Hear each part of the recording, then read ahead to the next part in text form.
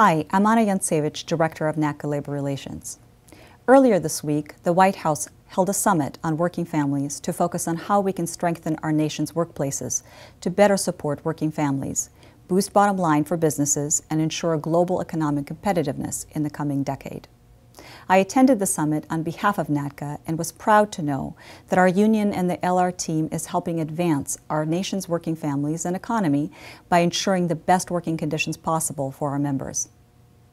The nation's aviation industry is a driver of the U.S. economy, contributing $1.3 trillion and creating 10.2 million jobs in our country.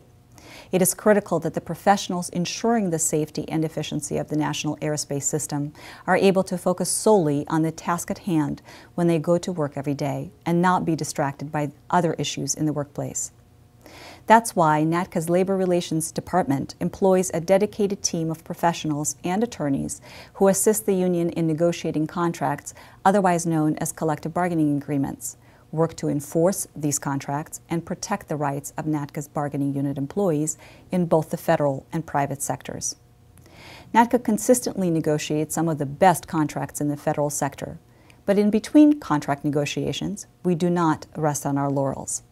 The FAA is constantly changing, reorganizing, and creating new technologies and initiatives which affect our bargaining units.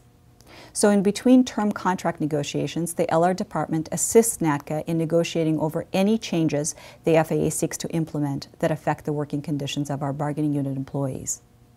NATCA's Labor Relations Department keeps the agency honest by ensuring that it complies with the statutory and contractual obligations. Recently, the FAA Office of Information Technology, or AIT, sought to realign the Information Technology Shared Services Office, which included bargaining unit employees NATCA represents. This meant pulling information technology employees from one organization under a new one. NATCA initiated bargaining with the FAA and negotiated a memorandum of understanding for an employee transition plan to address various concerns on behalf of our bargaining unit employees. NATCA's Labor Relations Department also ensures you have the opportunity to grieve management decisions, whether it's an unjust disciplinary action or unfair treatment you may have received, and take that before a neutral third party. Without NATCA, you would only be entitled to an FAA grievance procedure fully controlled by the FAA.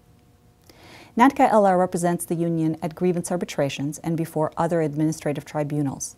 The department's advocacy has resulted in significant victories for NATCA-represented employees, resulting in direct impact in the workplace and the daily lives of NATCA bargaining unit employees. These victories include a recent arbitration over a significant pay issue, which was successfully brought to resolution. The FAA is now completing the process of paying employees a sizable compensation for years of underpayment. In March of this year, NATCA won a termination case for an employee who had been appointed under the FAA's Retired Military Air Traffic Controller Employment Program. The arbitrator found that the grievant was not a temporary employee that could be removed at the discretion of the agency and ordered the grievant be returned to the position and made whole.